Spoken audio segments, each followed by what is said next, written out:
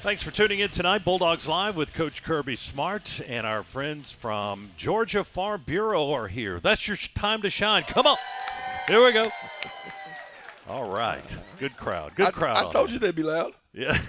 Well, when the lights come on, right? That's when you got to shine the most.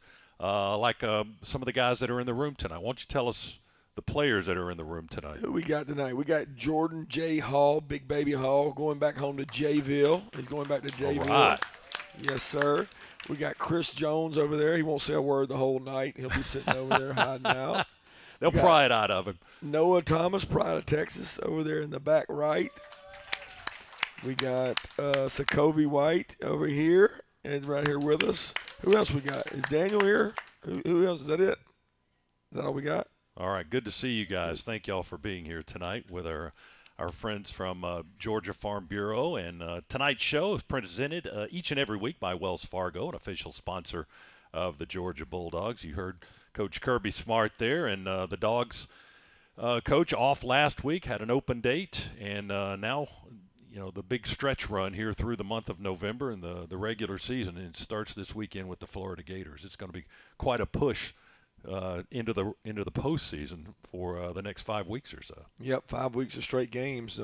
It's really, you should be used to that though, because most years you don't have 2 off weeks. I got home the other night. My wife said, "We don't have 2 off weeks next year." I said, "No, you rarely ever have 2 off weeks. We had 2 off weeks back-to-back years, but that won't circle again for a while." So, I mean, it's not unusual to have 5 games in a row. It's just unusual last year or this year. But moving forward, we'll have 1 off week and we'll play all these games in a sequence. How was the off week? Did it come at a good time? They usually do at this point in the season. You've played 7 games already, and I'm sure there was a lot of healing you were able to do over the last week or so. Yeah, I thought it was helpful. It came at a good time in terms of a run of games, a really tough, long, a lot of snaps game against Ole Miss. So it helped our guys. We were able to take a Monday off, practice Tuesday, do some walkthrough situational stuff Wednesday, practice Thursday, and then the players got off Friday, Saturday, Sunday, and then started back up for this week Monday. Before we jump into all the questions tonight, we'll be taking your questions from social media. Hashtag Ask Coach Smart. That's how you can get them to us. But I wanted to bring up last weekend, and a big weekend for you and your family, going into the Georgia High School Football Hall of Fame in Atlanta. Yeah, great honor. Like I said, I've told many people it wasn't anything about what I did. I was a part of a great high school team program. We were able to go to the Final Four, won our region for the first time ever, and we had a bunch of good players. And that's what helped me get in, that and some good coaches. Did you see a lot of familiar faces from your past last weekend, able to catch up with some of those folks? Yeah, it was great. Robert Edwards went in with me, and I played with him here. He was a first-round pick, and get to see his brother Terrence Edwards, Kurt McGill, who I played here with, Leonard Pope, who I coached here. A lot of really good players. Carlos Rogers, who was a first-rounder out of Auburn. I mean, there were just so many talented players come out of our state that when you look at that high school Hall of Fame, I'm sitting here going, man, I either recruited that guy or coached against that guy or played with that guy. And I think that just goes to show, you always hear, well, you can't get them all. I mean, the state of Georgia producing all of those guys, and you look at the induction list last week, and there are, Georgia did get its share. There are a lot of guys that came to the University of Georgia, but there are also a lot of those guys on the list that went to other states. You just can't get all the players that this state produces. Absolutely not. You can't, and that's okay. Our state's very fertile ground, so is Florida. So we get a lot of kids from Florida on our team, and they get kids from Georgia. They got about 6 starters down there in Florida that are from the state of Georgia. Well, congratulations again on that induction last week. Certainly well deserved, and we'll move on to getting to some of your questions for Coach Kirby Smart. As we move along here, we'll jump into the social platforms and take them off. Hashtag Ask Coach Smart. We'll also take some audience questions, too, if you folks want to ask some. Our friends from Georgia Farm Bureau, our audience here in Athens tonight. So welcome to the show. We'll come back and get to the questions for the coach as they get ready for the Florida Gators this weekend here on the Georgia Bulldogs Sports Network. Bulldogs Live presented by Wells Fargo. Wells Fargo is an official sponsor of the Georgia Bulldogs. And if you're looking to elevate your game day experience, visit UGAexperiences.com to purchase experiences like being the tee retriever for a game or getting your photo taken with Uga on the field. Experiences are available for the remaining home games now. That's UGAexperiences.com. All right, getting some questions for Coach Kirby Smart here on Bulldogs Live tonight. We'll jump into some from our social platforms in just a moment. Right now, we want to take one from our audience. And our friends from Georgia Farm Bureau are here tonight, and this is Stephen. Hi, Stephen. Welcome to the show. Hey, go ahead with your question. Yes, sir. Coach, if you could have one NIL deal back in your playing days, what company would you want sponsoring you? Probably Nike. I was obsessed with Nike. I mean, we couldn't get the shoes in high school, so I used to paint the swoosh on there on the other shoes. And then we'd spat them and we'd put the Nike swoosh back on them. You know what I mean? But I don't think Nike would have wanted me, but I would have wanted Nike. So I probably could have done the NIL deal with like a little local mom and pop shop back home, but I don't think I'd have got many national brands.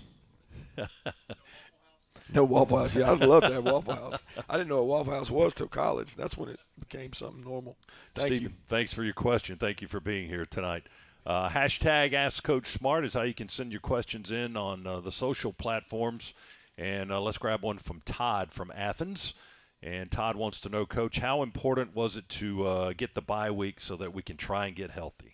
Well, that's great, Todd. I mean, you want to get a bye week, but I don't control when they fall. You know, we may need another one in 2 weeks, 3 weeks. Just depends on how things go. You don't control that, but it did give us an opportunity to get a lot of players reps and try to get our team, the bottom half of our roster, more towards the top of our roster. What was the reaction after that win over Ole Miss, which was really?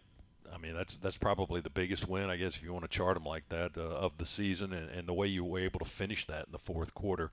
You know, any different kind of reaction from the team over the last couple of weeks since then? No, I don't think that this team gets real. You know, I mean, you pat them on the back. They did a good job, right? They know they got to go back to work. There's a lot of things to work on. We talk about after-action review. They sat down. We congratulated them. It was a great effort, but there's a lot of things that we could have done better in terms of being able to play better and make that game less dicey. Rick in Winder has the next question. How do you balance physicality and practice when you're also trying to keep the guys fresh and healthy? Well, if you want to win, you got to be physical. That's a proven fact. So you pick and choose. We have days we do more contact than others, and then as the year goes on, we try to do a little less in terms of what we do on Wednesdays and Thursdays. We're always trying to navigate that and cut it back. Some Mondays after physical games, we don't go in pads. We had one of those a couple weeks ago where we didn't. I think it was a really physical game, and we took them off. So when we don't get bye weeks, we have to be smart about that. When we have a bye week, we sometimes get a chance to recover. So this last stretch is really critical that we don't lose our physicality, but we also know how to practice. Do the practices become shorter time-wise, and maybe you make it up in some other form, or do you just reduce the amount of contact physicality that you have in those practices? Well, we do reduce volume. Sometimes we did that Wednesday of this week, but a lot of times we keep the time the same and the contact less. Johnny in Marietta, Georgia, how familiar are you with this Florida Gators coaching staff, which has a change at the top of it for this game? Yeah, well, I'm old, so I know a lot of coaches. I come across them. I've recruited against them. I've played or coached against them. So it's getting to the point where I know all these guys. I've been on a staff with several of them. I was on staff with Billy, on staff with Rob Sale, worked with Russ Calloway, been around their defensive coaches, gone against Gonzalez for years. So there's a lot of ties between the two staffs. Billy Gonzalez will be the interim head coach for Florida on Saturday, and that game is set to begin. I think the official kick time, well, I know the official kick time is 3:45 Saturday afternoon in Jacksonville. Our broadcast will begin at 11:30 here on the Bulldogs Sports Network, so we hope you can join us. Michael in Sandy Springs, Georgia, wants to know, what are some of the strengths of Florida quarterback DJ Lagway? He's big, he's physical, he's hard to tackle, he's elusive, he sees down the field, he throws a really good deep ball. He's great with the RPO game. I mean, he's very talented. So we'll see Lagway, and we'll see Gunnar Stockton. What are some of the strengths of Gunnar Stockton? He's a competitor. He's a winner. He knows and understands what defenses are trying to do to him. He can throw the RPO game really well. He's got the element of the extra hat with him running the ball, and he's got a great offense around him. He's got weapons around him. Boy, he finished strong in that last game. Perfect throwing the football in the second half, 12 for 12. That's about as good as you can do it. That is. Yeah, you can't do any better than that. Well, 13 for 13 maybe. That's about it. All right, good stuff. Michael, thanks for your question. We appreciate that.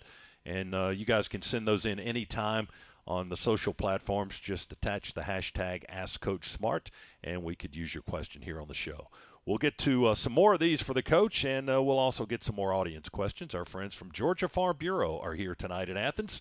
So thank you for being here, and we'll step aside for just a moment, come back for more of Bulldogs Live with Coach Kirby Smart right after this on the Bulldogs Sports Network. With Coach Kirby Smart, thank you for joining us on this Thursday night. Georgia getting ready to take on the Florida Gators this weekend down in Jacksonville. That'll be a 3:45 kick, 11:30 airtime here on the Bulldogs Sports Network. And Georgia Bulldogs basketball will tip off another season Monday night, November 3rd at Stegman Coliseum.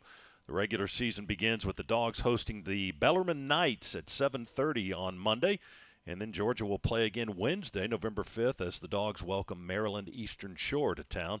And that's a 7 o'clock tip at Stegman Coliseum. You can follow Bulldogs basketball all season right here on the Georgia Bulldogs Sports Network. Our coverage for Monday night's season opener begins at 7:05 right here and 6:35 for Wednesday night's game. Tickets available by calling the Bulldog ticket office at 706-542-1231 or by going to georgiadogs.com for more information. All right, questions for Coach Kirby Smart here from social media and from our audience. Our friends from Georgia Farm Bureau in the house tonight, and this is Patrick with a question. Coach, Hi, how are welcome you? to the show, and go ahead. Glad to be here. Coach, how are you? Doing great, Patrick. Good. My son and I want to know, how is the hot yoga with Lane? Oh. And will it be a tradition after we beat Ole Miss every year? I've never done hot yoga with Lane, but he often requests that I should. He sends me pictures of myself and says, "Hey, you need to think about going to hot yoga this morning." But I told him my wife goes for me instead. I let her go and get all that exercise. I made 2, and I swore I would never do it again because I had to excuse myself a couple times to get out there and breathe. It's too tough. Tough stuff. Tough. Thank you. What exactly goes into that? Well, about 110, 105 degree temperature, and you go in and you stretch and you do yoga. Our players do yoga all the time, but they don't do hot yoga. You just do it in the heat, Well, it's real. like in a sauna. Yeah, it's real. Let me tell you, it's real. How does the yoga help the regular yoga help your team? I don't know. You have to ask them. I think they like it better than practice. So we used to practice longer. I liked it better when we did practice, and they like it better when we do yoga. So Probably a lot more peaceful, I guess, right? Yeah, some of them don't like to do the yoga. They think it's just like a trade-off. And I promise you, I'd like to get a few more reps in, do 2-minute like we used to do when I was in Alabama on Thursdays. But we've now gotten to the point that we do yoga for recovery standpoint. All right. Well, that's a good question to get it started. Let's go to JT from Bogart, Georgia.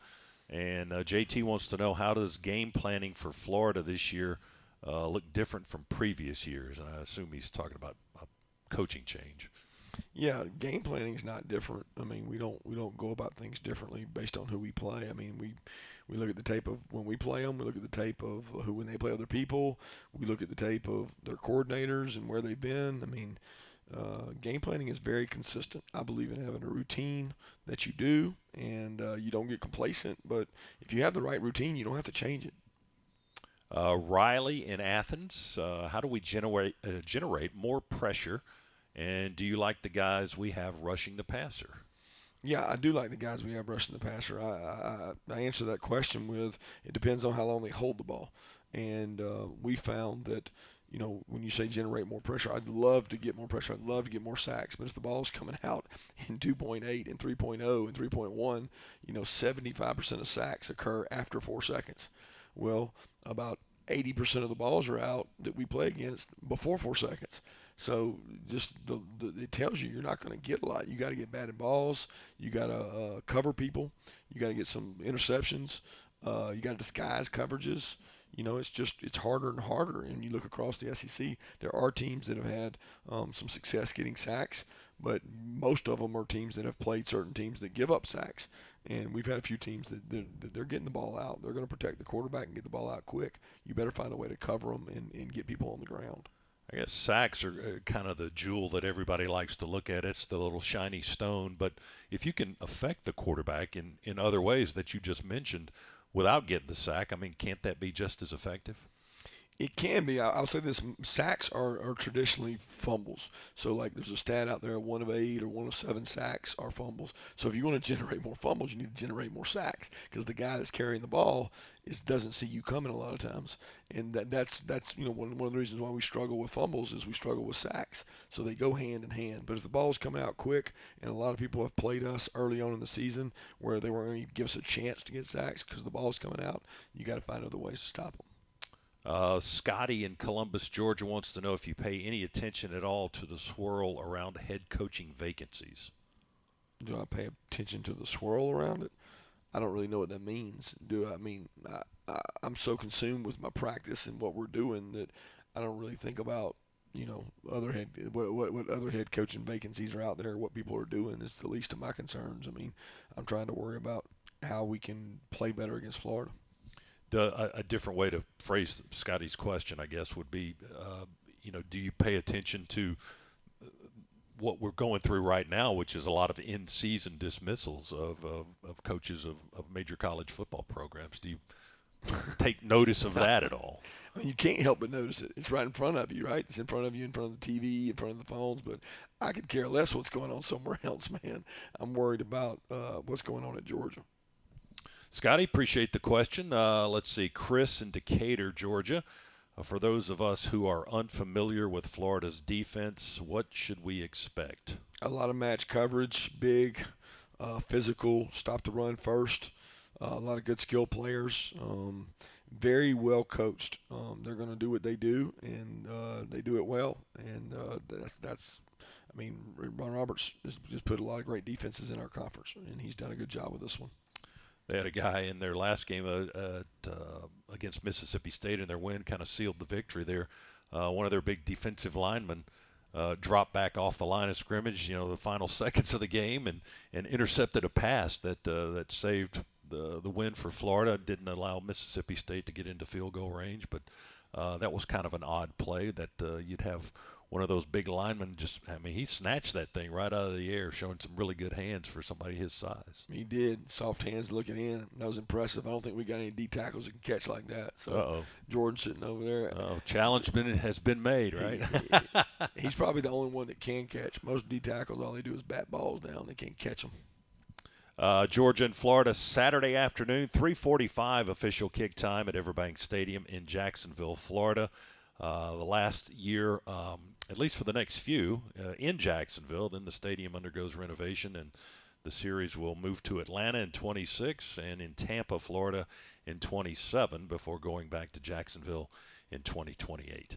This is Bulldogs Live with head coach Kirby Smart. It's presented each week by Wells Fargo, an official sponsor of the Georgia Bulldogs. We'll step aside for just a moment, come back for more questions for the coach right after this on the Georgia Bulldogs Sports Network. Here with Coach Kirby Smart. He's taking your questions from social media and from our audience. Our friends from Georgia Farm Bureau are here in Athens tonight as our guest audience.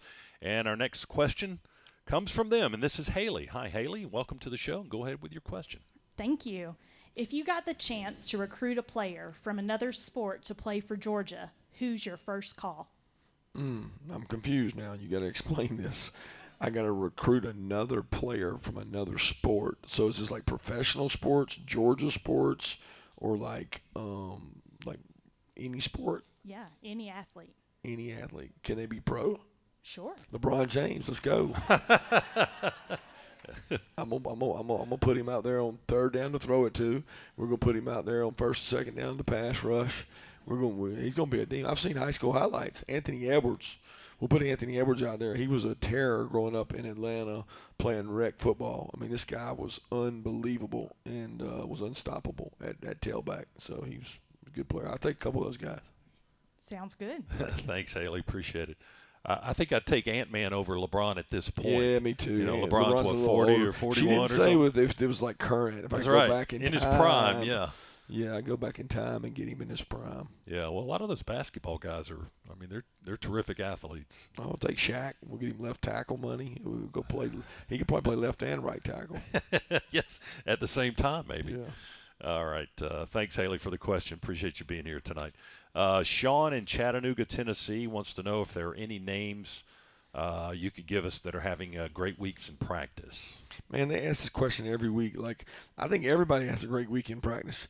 I mean, there's no, like, one guy, like, okay, Bo Walker, right? So Bo Walker doesn't get to play a lot on Saturdays. He's still coming up doing some good things. But I notice him in terms of the work he's done on the scout team. He's really hard to tackle. He's quick, catches the ball out of the backfield. He stepped up and blocked some guys on blitzes. And, I mean, all of our guys that go with the first and second team, I feel like they have a great week of practice because they get to go out there. But the guys on the scout team have got it hard. They got to take more reps.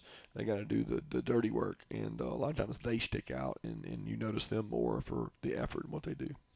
Back in your playing days, what did the scout team look like back then? Man, I honestly do not even remember. Like, I don't. I mean, maybe too many concussions. I really don't know. Like, I don't remember how we did scout team when I was a player. I don't even know how we do it as a coach. And when I played here, I don't remember getting as many reps in practice. We practiced longer, but it was like slower and methodical. You'd be out there for 3 hours, and you'd feel like, well, I had to wait. Here, it's like we're an hour and 50 minutes. We're 2 hours max, and we are going quick, trying to get our plays in a smaller amount of time. Does this particular game take on any different emotions for you? The ones you felt as a player when you were involved in it, as to now as a coach and involved in it from that perspective? Has it the desire or the emotions, has that changed at all? I don't remember my emotions as a player. I didn't. It wasn't the same. I don't know. It didn't seem as big to me when I was a player. I was more worried about, could I do my job? Was I going to get beat? What we're going to win. They were really good then. I mean, they were ranked number 1 in the country 2 or 3 times we played them. But it's just different as a coach. It's completely different because as a player, you worry about your job and what you got to do, and as a coach, you worry about everybody's job and what everybody's got to do. Bruce in Macon, Georgia, sends this question in at wide receiver. He wants to know, how do you try to replace Colby Young in the offense? Well, first of all, Colby did an incredible job. He was a very big piece for us because he was physical. He was a matchup guy. He did a lot of good things. He was very bright. But, I mean, we've got other capable receivers. We've got a lot of guys in that receiver room. That's probably the most veteran room that I've ever coached. Like, I've never had – we potentially have 5 seniors in that room. I don't know that I've ever been a part of a receiver room that had 5 seniors. And they're all good, and they're all experienced, and they've all caught the ball well this year. So I feel really good about the guys we've got stacked up, ready to go play. Bruce, thanks for that question. You can send those in anytime on social media. Hashtag AskCoachSmart is how you can get them to us each and every week.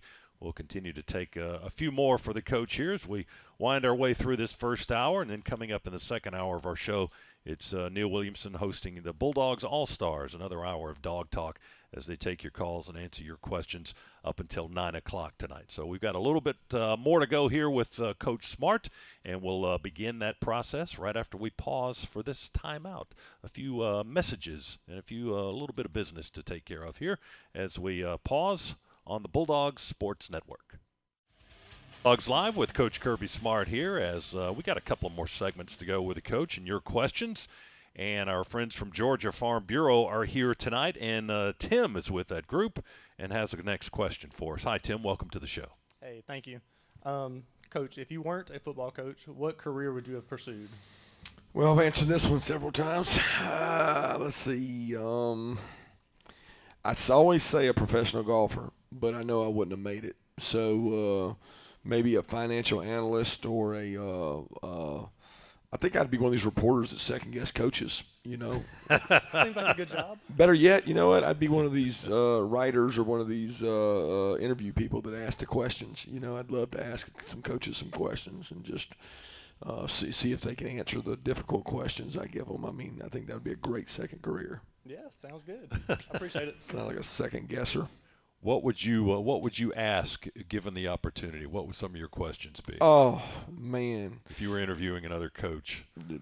favorite is, Coach, why did you decide to kick that field goal? Coach, why did you go for it? Well, because I thought it was going to work. That's why you always make that decision, right? I mean, think it's going to be successful. It's so funny because all the coaches I'm really good friends with, and I have so much respect for them. I'm talking about NFL, retired. They always text me after games, and they're like, you know why it was a good decision? Because it worked. You know why it was a bad decision? Because it didn't. And, it's so funny because you only get criticized when it doesn't work. And it's not really about that. It's the process. It's what gives you the best chance to win, where people sit back at home and just say, well, that was dumb. Well, actually, it was smart, but it just didn't work. You know what I mean? So it's funny to me. I get a kick out of it. Do you feel like you've had any of those moments, good or bad, this season? Oh, there's moments like that every quarter, every series. I mean, do you run it? Do you pass it? Why did you run it on third down? Well, we were thinking about going for it on fourth. So, I mean, there's a lot of stuff that goes into it that a lot of people don't think about. So I just love the entertainment. I'm glad that people get amusement from it. All right, let's grab another question from hashtag AskCoachSmart. Let's see. Samantha and Alpharetta, how loud does it get in Jacksonville since the stands are 50-50? Well, it depends on what's going on. I mean, if things are going good for Georgia, it gets loud on one side. If things are going good for Florida, it gets loud on one side. But it's not an SEC type of getting loud. It's not like a major impact on the game. More so, it's a little more of a laid-back crowd. Is there any message from you or the teammates for guys that haven't been in this environment, haven't experienced this particular game, because it is different from every other game that you play? Is there any discussion that goes on with the new guys that are in it for the first time to kind of forewarn them what to expect? Not really message, more just video. We play snapshots of the game. Like, we want them to feel like they've been in it. Like what's the best way to be there? Turn it on. We'll put it on a TV copy. They got the best cameras in the world inside that stadium, and they do panoramics and they show it, and you feel like you're there. So, heck, these kids can go home and get on a video game and be like they're there, because it's more real on a video game than it is in real life. You've experienced a lot of these. What's some of your expectations for this weekend's game? Physical. Two teams that are very well coached, two teams that are very physical. They are built like we are. They're going to run the ball and take shots, and they're going to stop the run on defense. And both these two teams are stubborn, so somebody's got to break. That's our look ahead, brought to you by the Governor's Office of Highway Safety. The penalty for getting a DUI can cost up to $10,000. And that's why the Governor's Office of Highway Safety says drive sober so you won't get pulled over. All right, let's grab another question from hashtag AskCoachSmart. Taylor in Conyers, Georgia, wants to know what your favorite Halloween candy is. Well, we had this discussion already earlier. Yes. We went through every one. We did it off the air, though. We did. So we started early in my life as Reese's peanut butter cups. As my mom sits and listens to this radio show, she'll recall always having the peanut butter cups. And then somewhere along the way, it slowly transformed into some lemon heads. And then I went through a lemon head stage, and it became Sour Patch Kids somewhere around college. So I like candy. Can't you tell? And the other part of the question that I left out was, did you ever egg anyone's house or roll it with toilet paper? No, I just Where's made that that question up. That's at? not on there. I'm just asking. I mean, come on. Halloween tricks. Are we out of the statute of limitations? Yeah, I think that's long gone. Of course I did. And they deserved it. Taylor, thanks for the question. We appreciate it. We'll save the next few questions for the final segment with Coach Smart, so we'll step aside for just a moment and come back for one more break with the coach as Georgia gets ready for the Florida Gators this weekend in Jacksonville. We'll take a timeout right now. Here, this is Bulldogs Live with Coach Kirby Smart on the Bulldogs Sports Network. Welcome back, Bulldogs Live with Coach Kirby Smart. And Dog fans, be sure to check out the G-Shop at GeorgiaDogs.com for exclusive releases of Nike Game Day official apparel, just like the coaches wear. Visit GeorgiaDogs.com and the G-Shop today. Let's grab another question from our audience, and this is Matt with Georgia Farm Bureau. Our friends from Georgia Farm Bureau are here, and Matt has the next question. Go ahead, Matt. Who is the most athletic player you've ever coached? Whoa. Define I coached. Wow. Does he have to be like You my, were my- the coach of the team he was on. That's the best I got. Head coach, assistant Head coach, coach. position coach. Let's go with any coach. Any coaching position. any coaching position? Sure. Man, there's some really good ones. You said most athletic, or what did you say? Yeah, most athletic, running, jumping. All You know, that stuff. athletic. You know. Yeah. Well, one of the freakiest guys I've ever been around was Marcel Darius, who could run 100 yards as fast as our receivers, and he was 330 pounds, and he was a defensive tackle at Alabama. He's like the freakiest guy I've ever seen. But Julio Jones would be up there. Nick Chubb would be pretty close. I played with Champ. He had one of the highest vertical leaps I've ever seen, and he was a freaky athlete. So, I mean, there's been some really, really, really good, fast, athletic guys that I've been – I mean, when you're a first-round pick, you're a pretty freaky athlete when it comes to that. So there's a good list, though. All right. Thank you. Thank you. Thanks, Tim, for Matt. Excuse me. Thanks, Matt, for the question. That vertical leap thing must run in the Bailey family. Yeah, Boss was Because the same. Boss had some lift too, didn't he? Boss did. I didn't coach Boss, and I didn't play with Boss, but he was a freaky athlete. He's got one of the. There's probably Yeah. that picture somewhere in this building of him blocking the Tennessee field goal when he was, I don't know, he must have been 45 inches off the ground, jumping in the air trying to block that field goal, which he did. Yep. Bulldogs Live, presented each week by Wells Fargo, an official sponsor of the Georgia Bulldogs. And let's grab another question here before we run out of time with the coach. Let's see. Terry in Perry, Georgia. How pleased are you with the leadership coming from Gunner Stockton? It's been great. He's one of those people that when he talks, they listen because he doesn't talk really that often. You know, he's not a guy that's going to be a man of many words. You ask him a question, he gives you a simple answer. And when he needs to lead and he needs to command the huddle, I've seen him take over in some really tough environments and demand excellence from the guys around him. So he's a leader when he needs to be, and he does a great job setting an example of toughness for our guys. We heard from Monroe Freeling, I think it was earlier this week. He was telling a story about Gunner, and he used the expression, you know, he might take a shot, but he doesn't stay on the ground very long. He gets right back up. He comes back to the huddle, and as Monroe said, and then so he can yell at us again. So is that how it is in the huddle? Have you seen him exhibit that kind of behavior when he's he's very energetic and he's got the fire, passion, and energy in the huddle?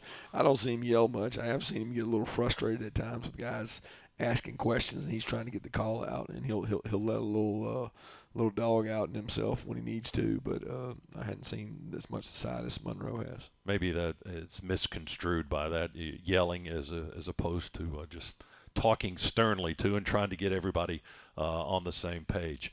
All right, Coach, we are up on the clock here, so. Good luck this weekend in Jacksonville, Florida, Georgia, and Florida at 3:45 Saturday afternoon. We are hoping it'll be another good one between the Dogs and the Gators. Thank you, Georgia Farm Bureau, and thank you for having these players here. Thank you, guys. Go Dogs.